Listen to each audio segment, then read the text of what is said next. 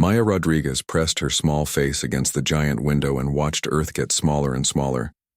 The 8-year-old girl had never been on a spaceship before.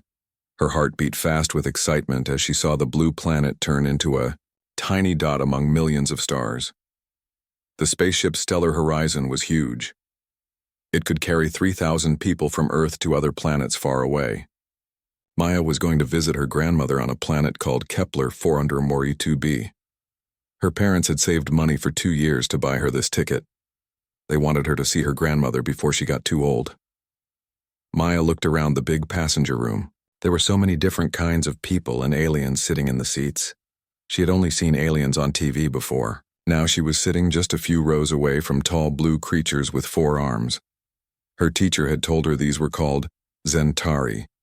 They were traders who traveled between planets to sell things. In another part of the room, Maya saw aliens that looked like big cats but walked on 2 legs. These were Corvani. Her father had told her they were very smart and worked as diplomats between different planets. Their fur was golden and their eyes were bright green. Maya thought they looked beautiful, but a little scary. Jake Morrison sat in the expensive first-class section of the ship.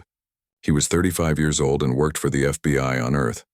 This was his first vacation in 5 years. He was tired from catching bad guys and wanted to relax on the resort planet. Jake had short brown hair and kind eyes. He always noticed everything around him because of his job. Jake watched the passengers getting settled. He saw the little black girl by the window looking excited. He smiled when he saw her wonder at everything. It reminded him of his own daughter back on Earth. Jake noticed how the alien passengers were curious about the humans too. Everyone was trying to be polite to each other. The ship's computer was called Aria. It could see and hear everything that happened on the ship. Aria was designed to keep all passengers safe during the long journey to Kepler 442b. The trip would take 3 days. Aria watched the stress levels of passengers and made sure everyone had what they needed. Captain Alex Turner walked through the passenger areas. He was a tall man with gray hair who had been flying spaceships for 20 years. He loved seeing different species traveling together peacefully. When he was young, humans had just joined the big group of planets called the Galactic Federation. Now it was normal to see aliens and humans sitting together. Linda Carter had been working as a flight attendant for 15 years. She was 42 years old with blonde hair that she kept in a tight bun. Linda did not like how things had changed.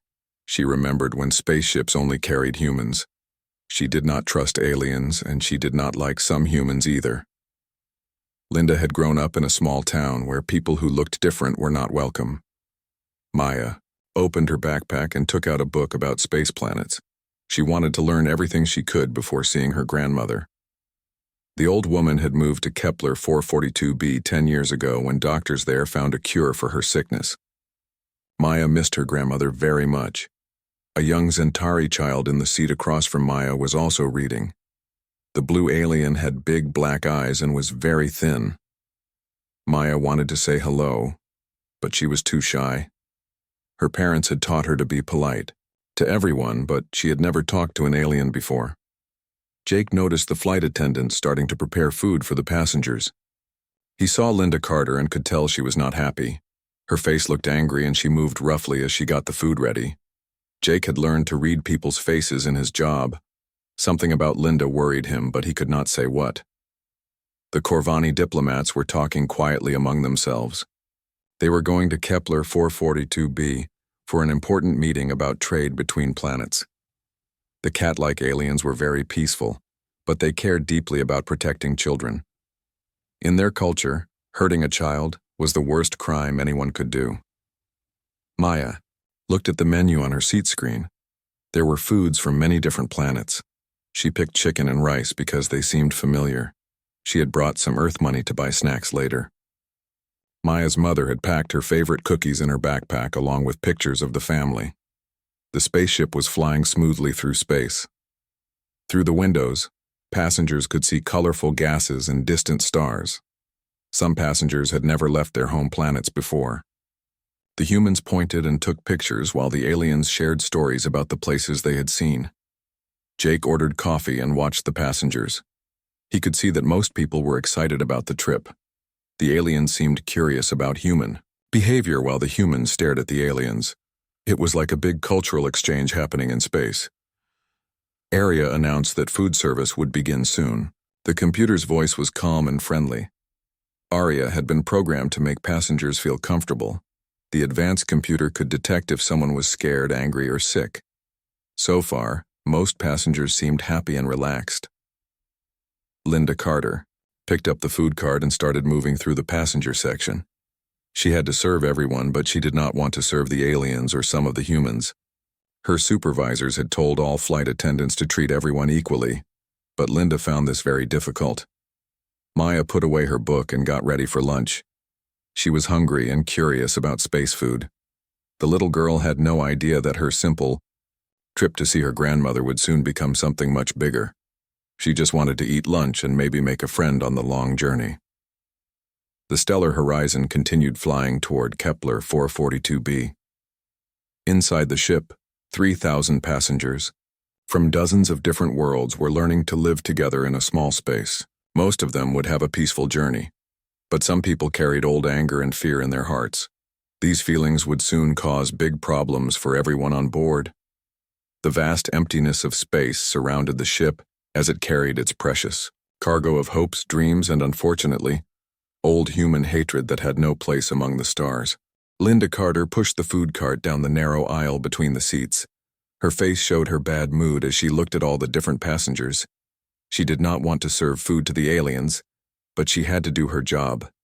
When she reached the first row of alien passengers, she threw their meals down without saying please or thank you. The Zentari traders looked at each other with confusion. They had traveled on many spaceships before but had never been treated so rudely by humans. The blue aliens were known for being very polite. They always said thank you and treated everyone with respect. Linda's behavior seemed very strange to them. Maya watched the flight attendant getting closer to her row. The little girl was excited to try space food for the first time. She had been reading about the different planets where the food came from. Maya did not notice that Linda was being mean to other passengers. She just saw a woman in a uniform bringing lunch.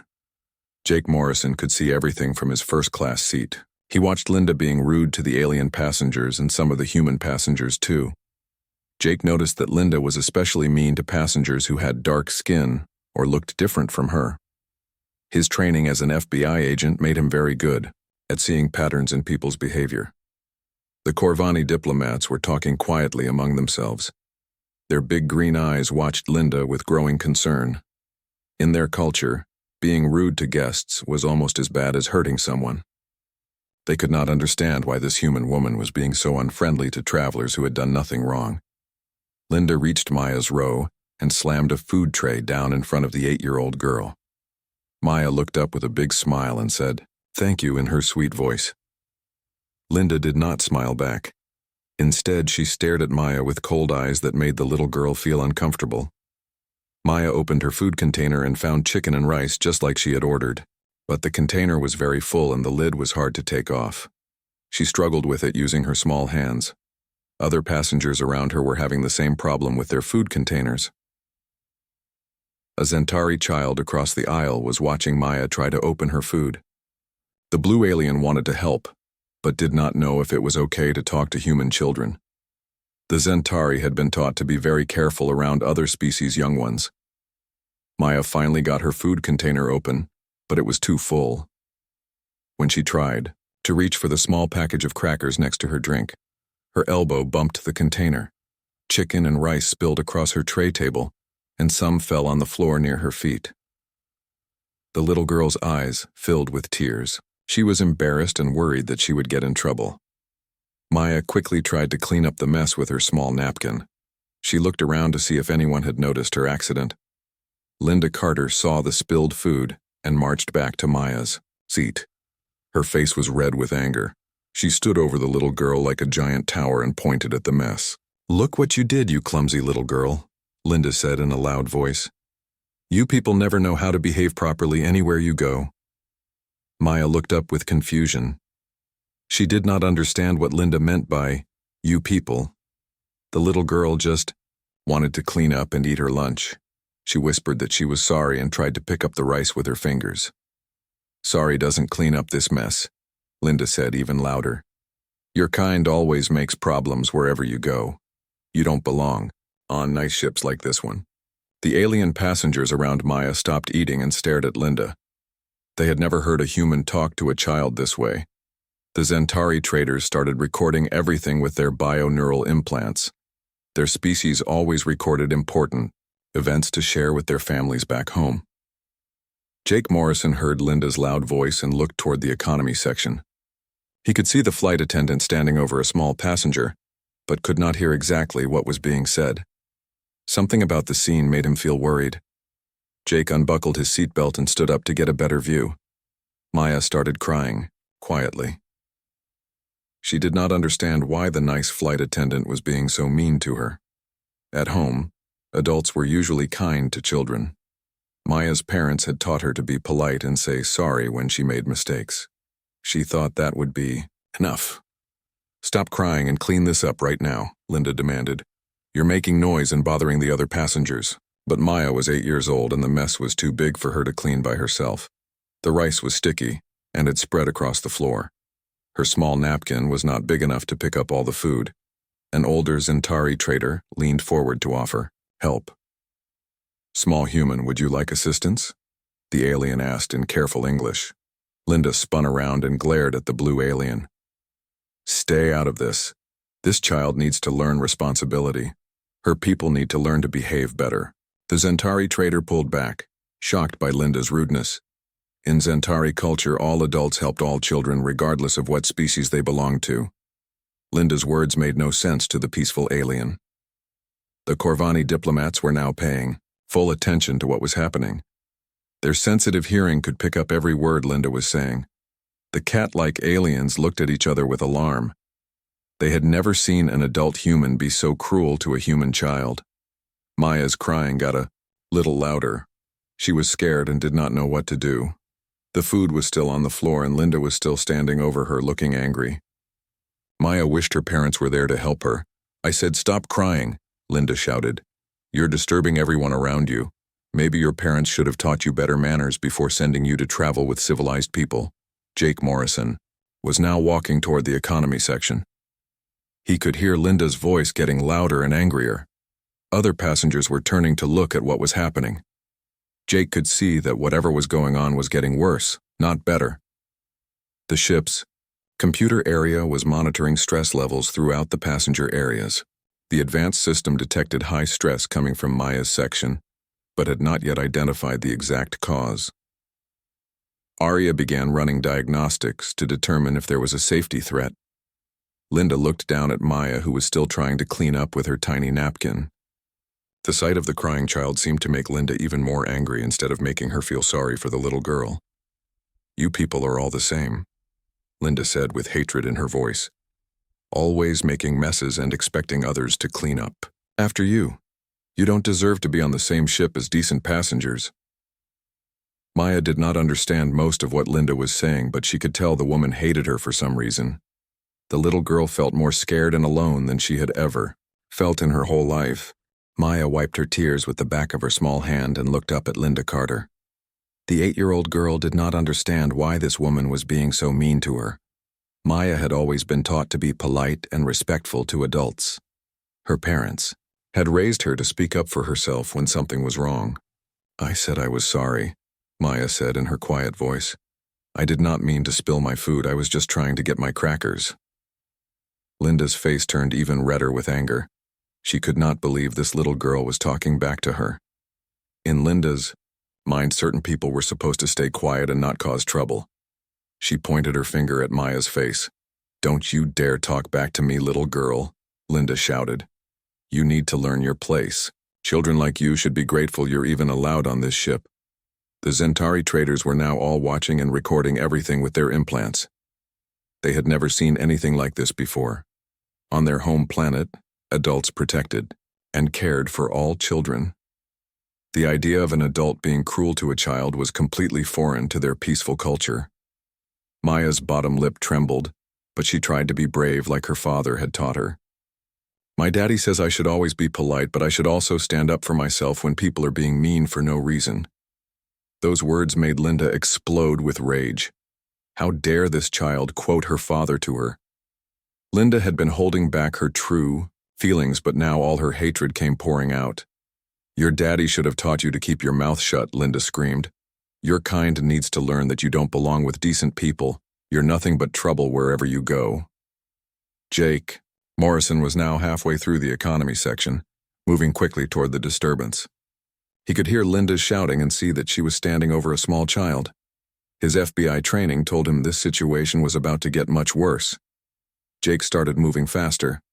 The Corvani diplomats stood up from their seats. Their big green eyes were wide with shock and anger. In their culture, protecting children was the most important duty of any adult. What they were seeing went against everything they believed was right and good. This is not acceptable behavior, one of the Corvani said to his companion. We must report this to the ship's captain immediately. Maya stood up in her seat to face Linda. Even though she was scared, the little girl was not going to let this woman keep being mean to her for no reason. Maya's parents had taught her that bullies needed to be faced, not ignored. I am not trouble, Maya said with as much courage as she could find. I am just a little girl going to see my grandmother. I cleaned up my mess and I said I was sorry. You have no right to be mean to me. Linda could not believe what she was hearing.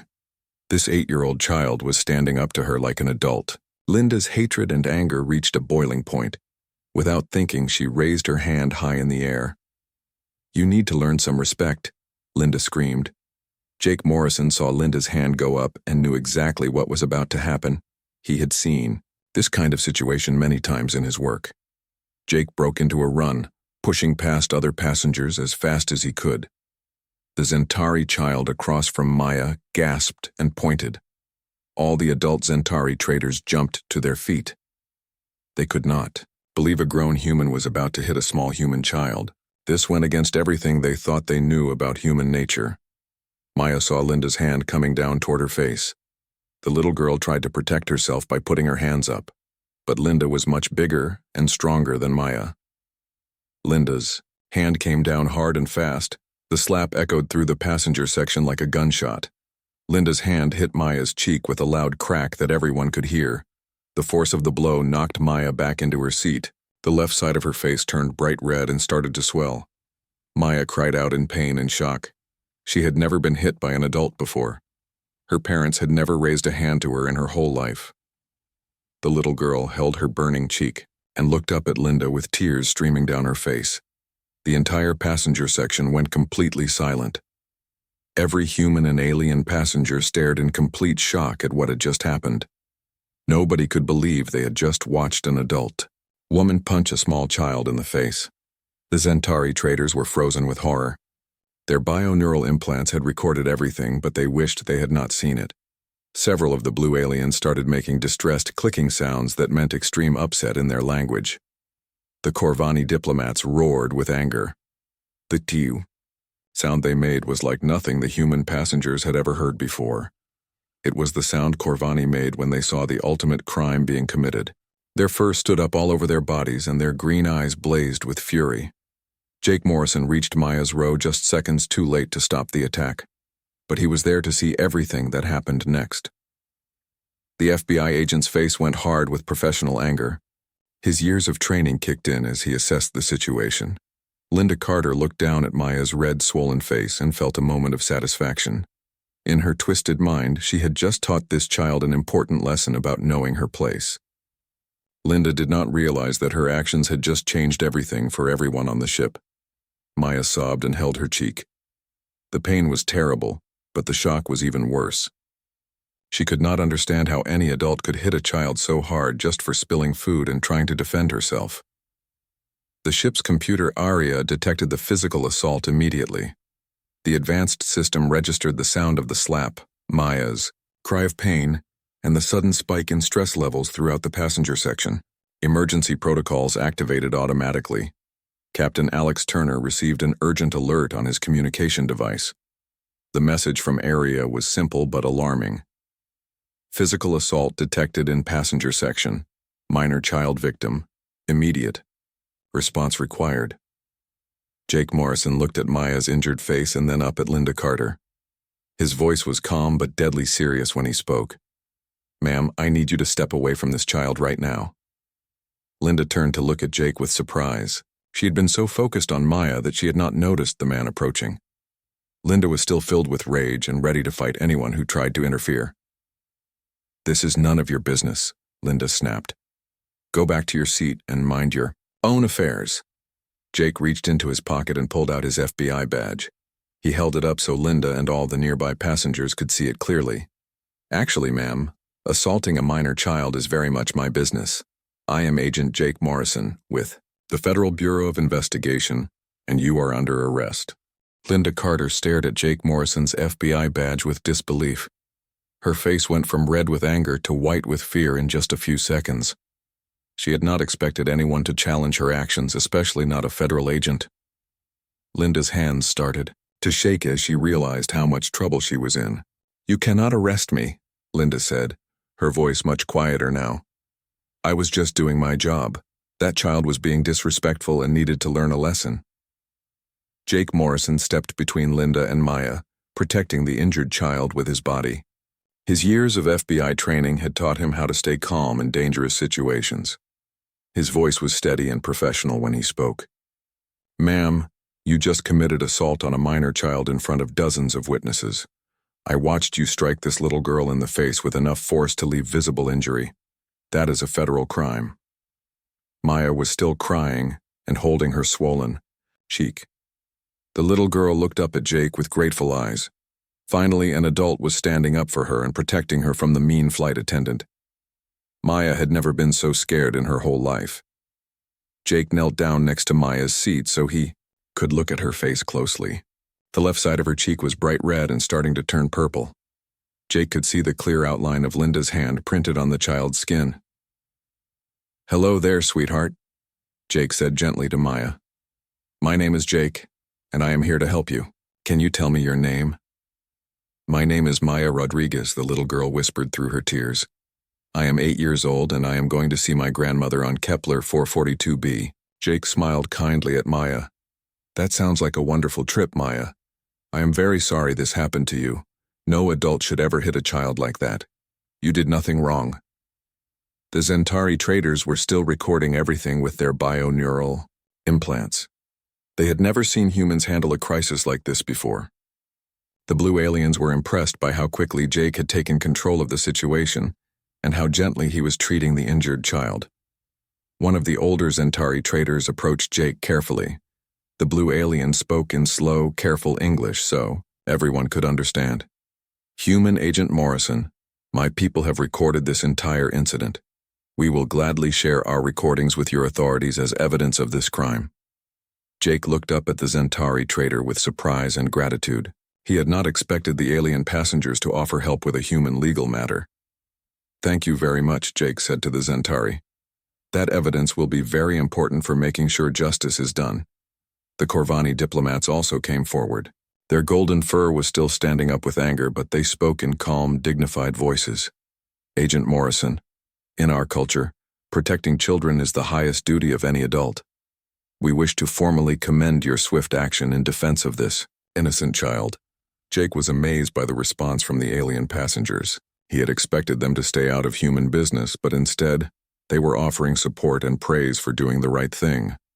Linda Carter tried to back away from the growing crowd of passengers and aliens surrounding her. She had never imagined that her actions would cause such a big reaction. Linda looked around desperately for an escape route. "I demand to speak to the captain," Linda said, trying to sound important. "I have been working on this ship for 15 years.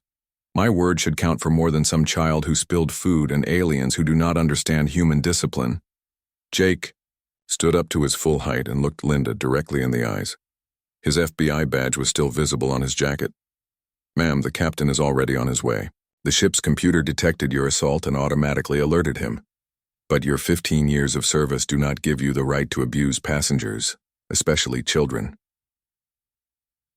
Captain Alex Turner arrived at that moment, moving quickly through the passenger section with 2 security officers behind him. The captain's face was serious and concerned as he took in the scene before him.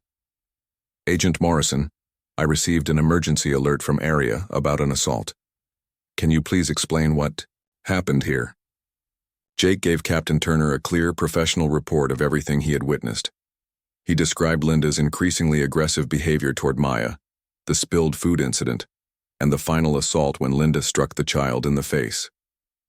Maya looked up at Captain Turner with her big, sad eyes. The little girl was still holding her swollen cheek, and tears continued to roll down her face. The captain felt his heart break when he saw her injury. Miss Rodriguez, I am Captain Turner, and I am in charge of this ship. I am very, very sorry this happened to you. This kind of behavior is not allowed on my ship or anywhere else. Captain Turner turned to look at Linda Carter with disappointment and anger. He had known Linda for many years, but had never seen this side of her personality. Linda, you are immediately relieved of all duties aboard this vessel. Security will escort you to detention, where you will remain for the rest of this journey. When we reach Kepler 442b, you will be turned over to Federation authorities.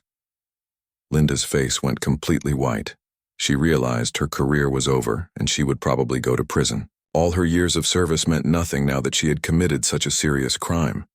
Captain, please, Linda begged. I have worked for this company for 15 years. I have never had any problems before. This child was being disrespectful, and I just lost my temper for a moment. Captain Turner shook his head sadly. Linda, there is no excuse for what you did. Hitting a child is never acceptable, no matter what the circumstances. Your actions have brought shame to this ship and to our entire crew. The ship's medical bay sent an automated drone to check on Maya's injuries. The small flying robot scanned her face with gentle blue lights and determined that she had bruising, but no serious damage. The drone gave Maya a cold pack for her cheek and some medicine to help with the pain. Jake helped Maya hold the cold pack against her swollen face. The little girl looked up at him with trust and gratitude.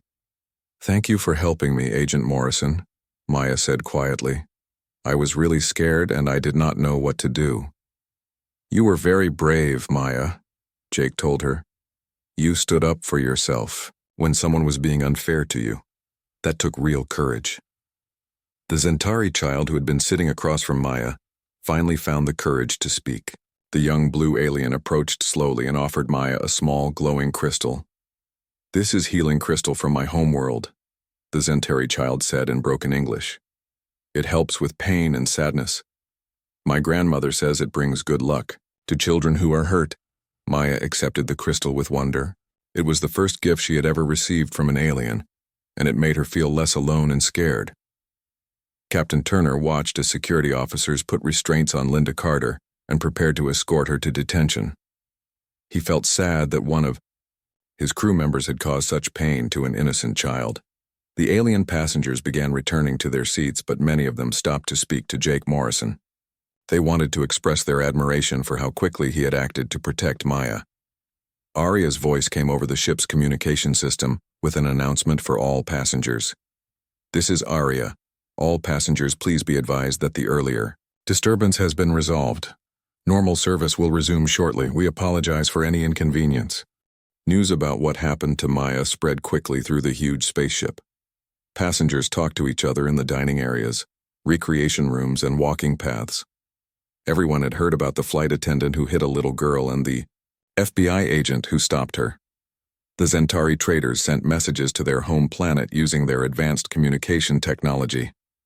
Their bio-neural implants could send thoughts and recordings across space faster than any human technology. The blue aliens wanted their families to know about the human who had shown such courage. Elder Zeph Ka was the oldest and most respected Zentari on the ship. He had traveled to many planets and met thousands of different beings. The ancient alien found Jake Morrison in the ship's lounge area where he was reading a book. Human Agent Morrison, Elder Zeph Ka said in his careful English.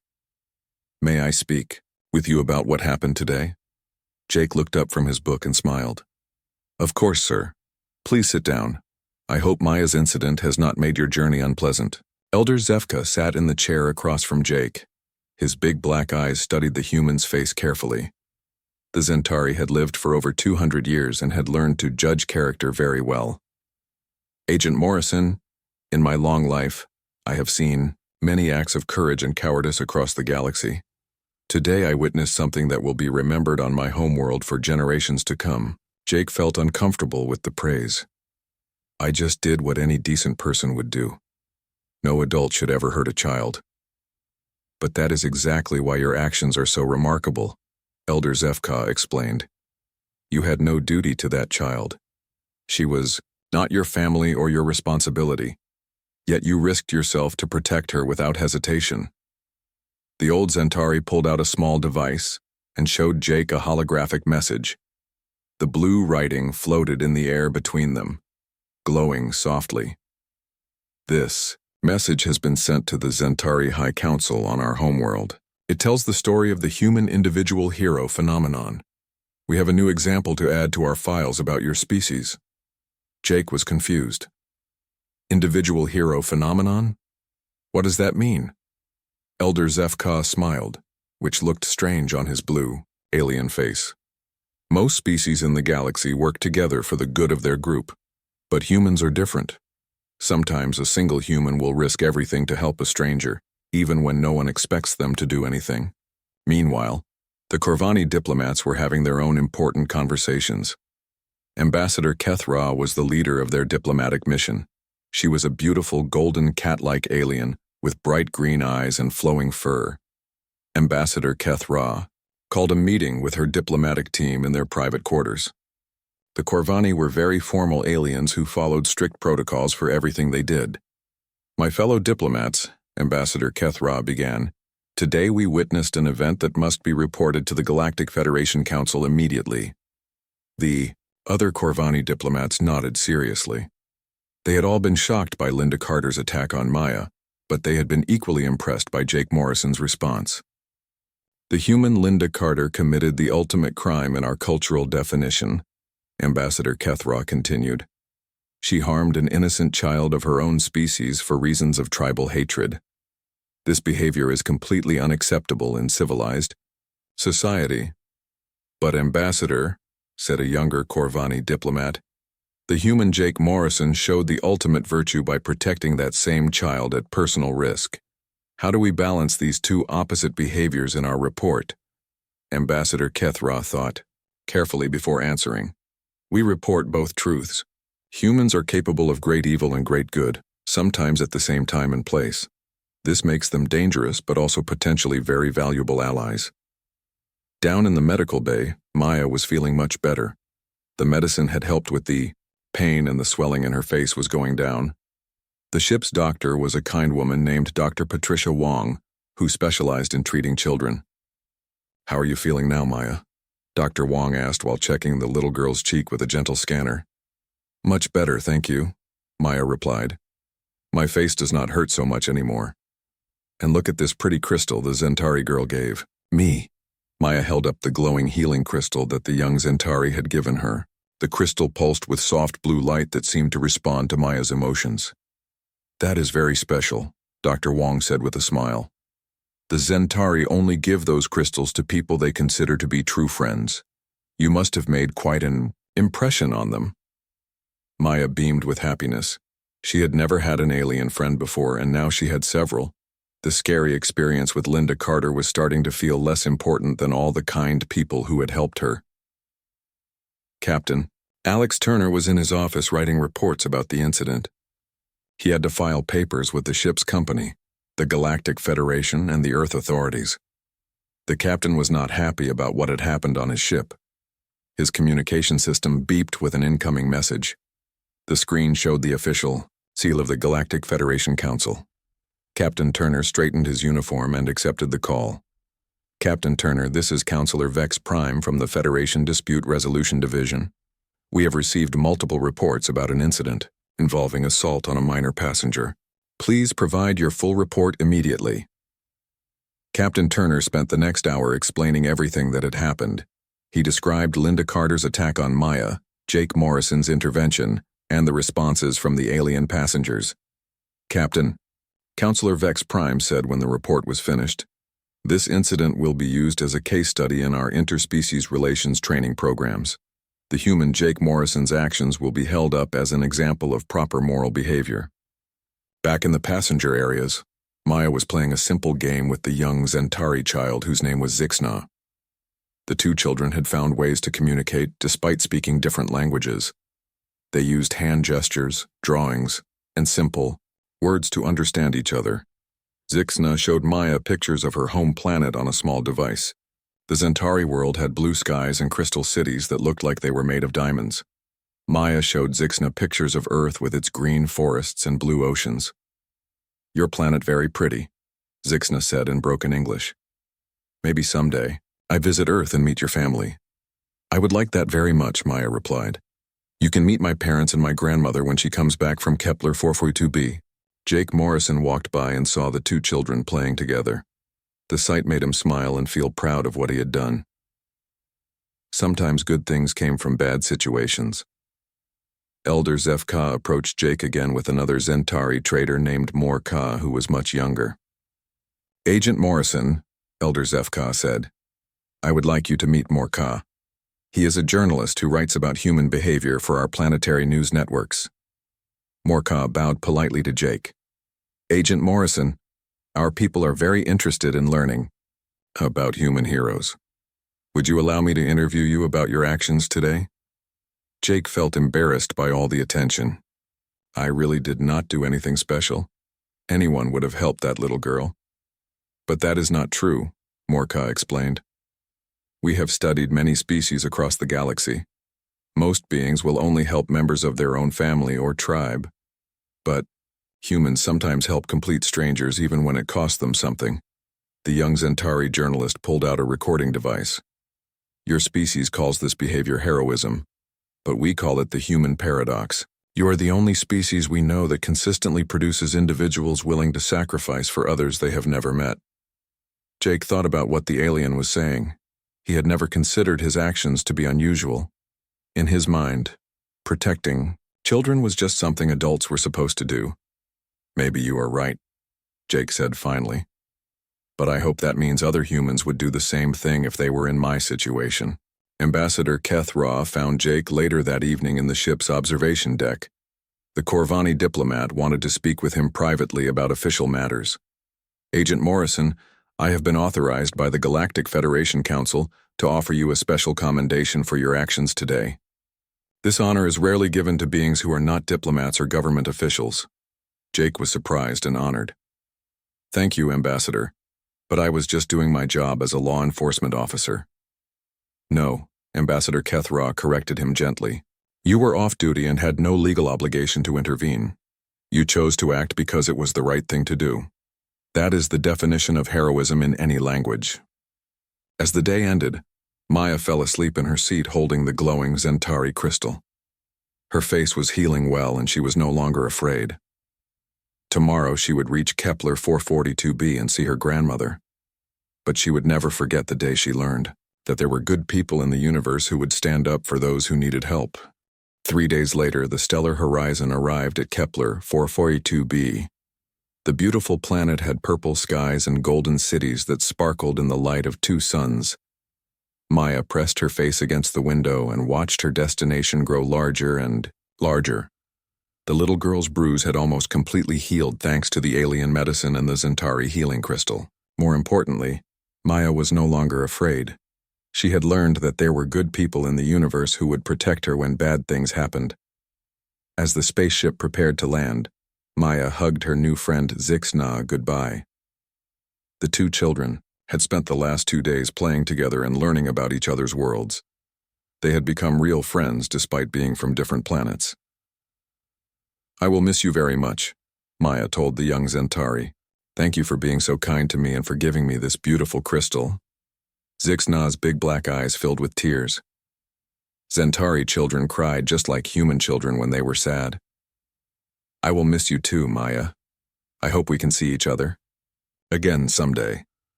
Elder Zefka approached the two children with a smile on his blue face. The old alien had something important to tell Maya before she left the ship. "Young Maya," Elder Zefka said gently, "your story will be told on the Zentari homeworld for many generations. You showed great courage when faced with injustice, and you helped us understand the best qualities of human nature." Maya looked confused. "But I did not do anything special. I just tried to be polite and stand up for myself like my parents taught me. Exactly, Elder Zefka replied. You behaved with dignity and honor even when someone was being cruel to you. That is a lesson that beings throughout the galaxy can learn from. At the ship's exit ramp, Jake Morrison was being met by officials from both Earth and the Galactic Federation. Word of his heroic actions had traveled faster than the spaceship itself. Representatives from multiple planets wanted to speak with him. Commander Lisa Parker from Earth's Interstellar Security Division stepped forward first.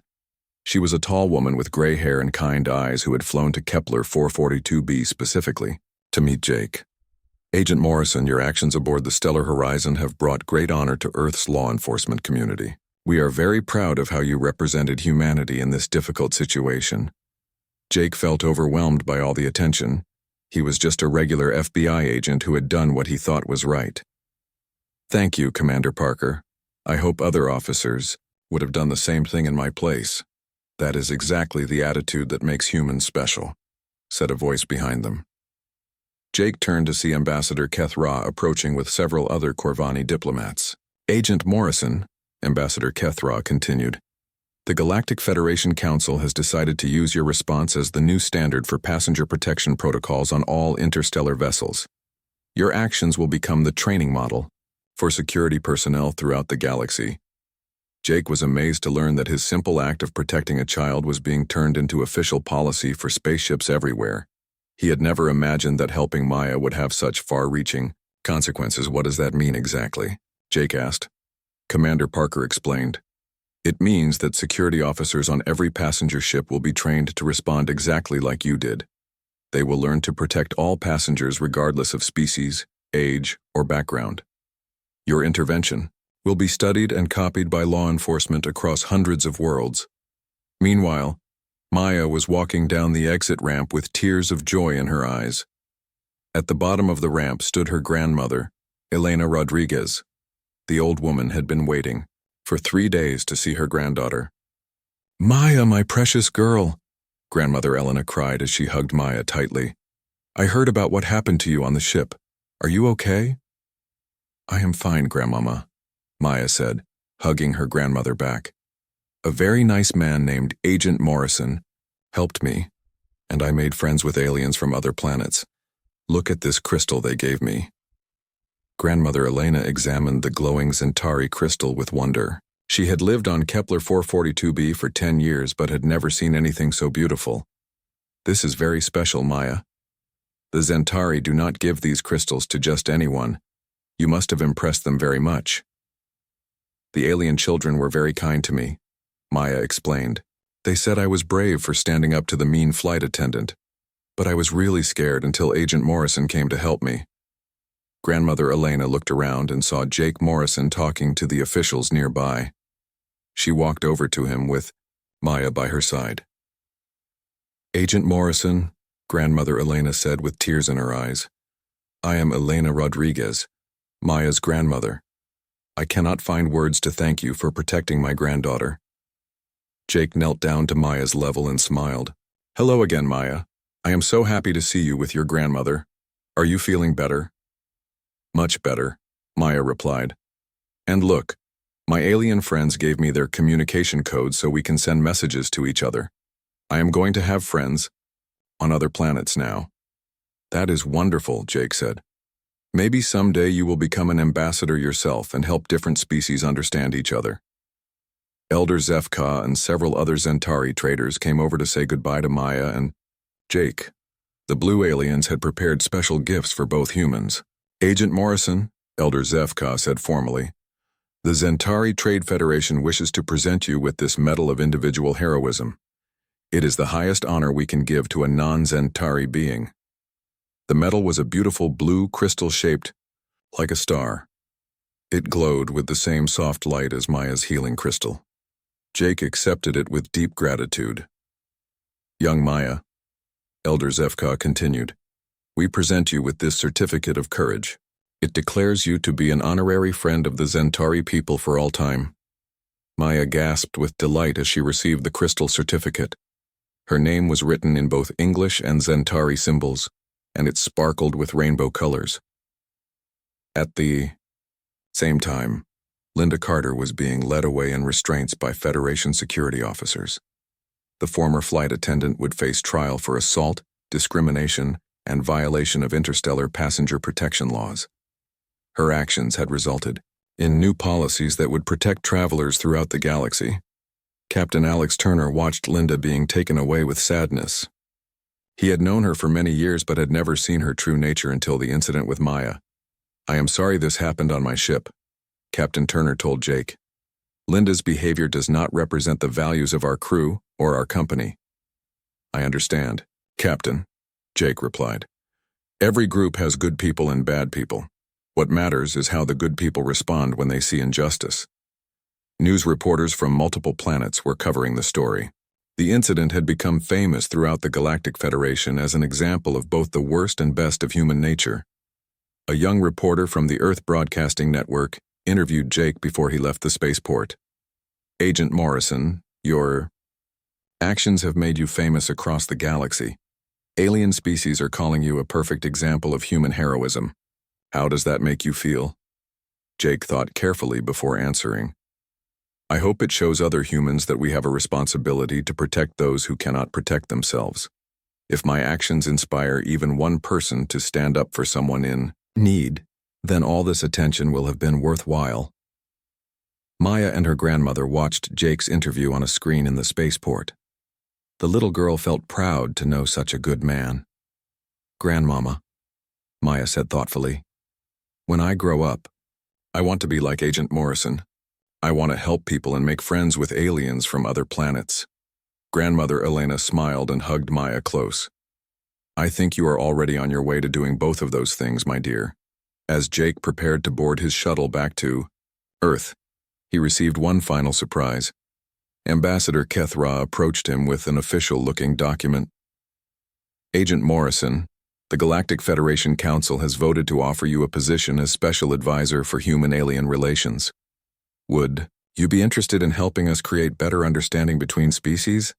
Jake looked at the document with amazement. A job working with aliens from across the galaxy was something he had never imagined possible. "I would be honored to accept," Jake said. "Maybe humans and aliens working together can make the universe a safer place for children like Maya." Years later, Maya would grow up to become an interstellar diplomat, inspired by the kindness she had received from both humans and aliens during her difficult journey. Jake Morrison would become one of the most respected human representatives in the Galactic Federation. But most importantly, the incident aboard the Stellar Horizon had shown the entire galaxy that humanity's greatest strength was not their technology or their weapons, but their willingness to risk everything to protect the innocent. The story of the little girl, the cruel flight attendant, and the heroic FBI agent became a legend that was told on planets throughout the galaxy, reminding everyone that sometimes one person's courage can change the universe.